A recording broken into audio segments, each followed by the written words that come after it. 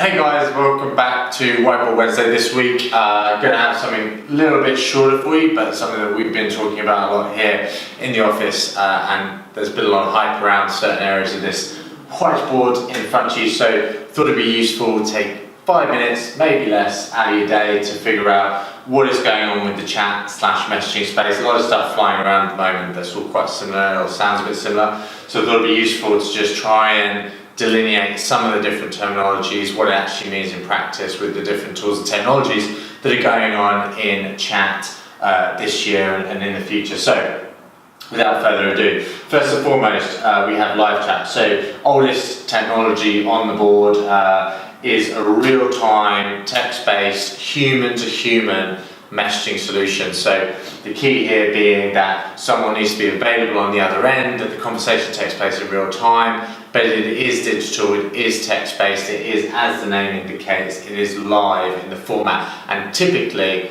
this is delivered in a one-to-one setting, different to say a chat room. We're not talking about that kind of stuff, talking about business applications. So live chat would be having that widget on your site, being able to connect someone from your brand or a representative from another company from your brand, and having a human-to-human interaction in real time and digital.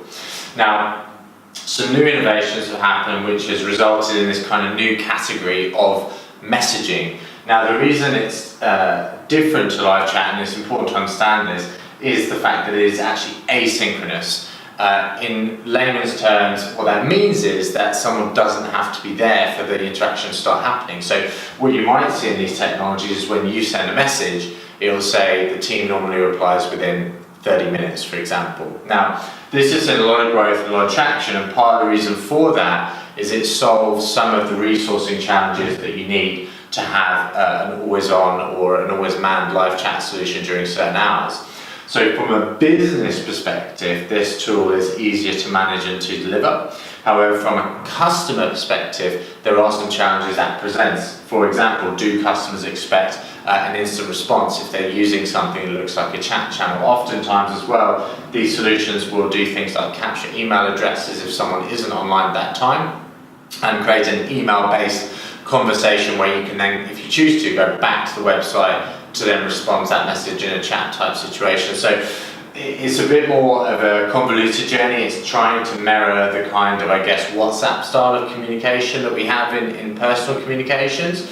But there are some challenges in the sense that it's sat on a website, but it's not offering an instant response. So again, the more you can staff this, all the research points to the fact that there's a positive correlation between speed of response and customer satisfaction. So bear in mind that even if it might be easier for you to manage, there may be some things that you need to work around in terms of making sure the response times aren't negatively impacting what you're trying to do. And especially if you're using this in a sales setting, speed is of the essence, and we would always steer people to manage it in a more live chat type way, where you've got an instant response expected, even if you're using a messaging solution. So, on the right hand side, bots, chatbots, everyone's been talking about bots, bot. Chatbots are essentially a preset order of question and answers with various options on them. Okay, so one of the delineations we want to make today is a bot is not in and of itself intelligent.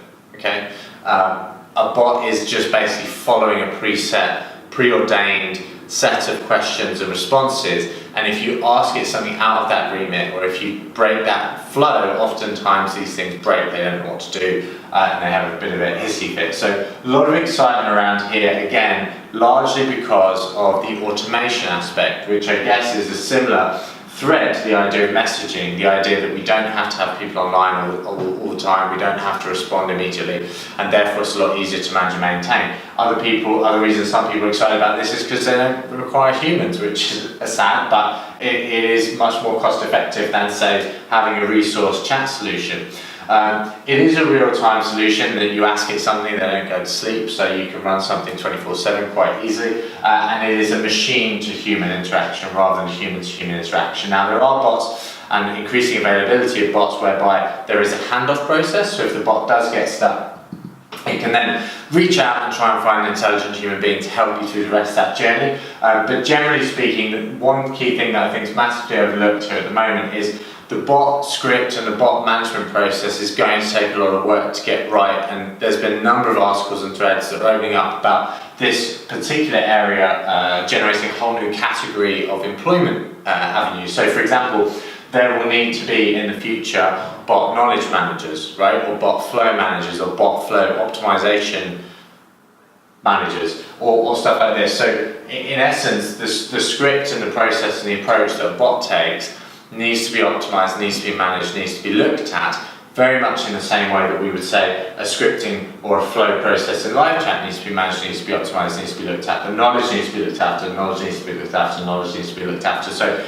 it's not a shortcut to delivering an outstanding experience. It will require similar legwork, similar kinds of thinking, similar kinds of optimization, and obviously you are stripping out the human side of it, so it depends where your brand sits on that kind of avenue. Still lots of work, I think, to be done in this space before they become massively useful, but I would suggest main use cases would be simple customer FAQs, things like forgot password, order updates, stuff like that. Ordering a pizza is obviously something pretty simple.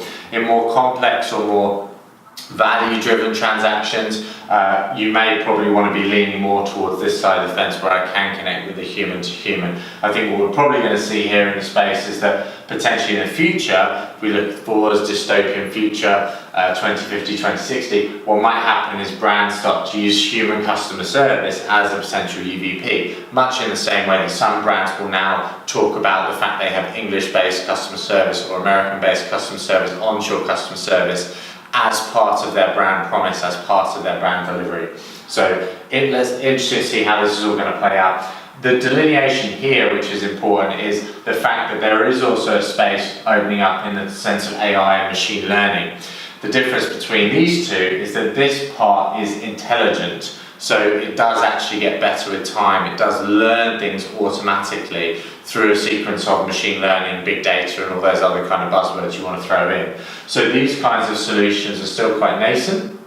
There isn't much on the market that we've seen being put into use effectively where it's taking machine learning rather than a bot approach. A lot of the talk has been around bots per se, and there's a lot of confusion assuming that bots are in fact machine learning or actually intelligent in some way, iterating themselves over time, which is not actually the case. So what will be interesting is to see how this technology starts to develop, how fast it starts to move, and how good it is at eventually passing that Turing test, at convincing mass humans that they are talking to a real person, and being able to deal with segues and things that delineate across a certain path of decision making.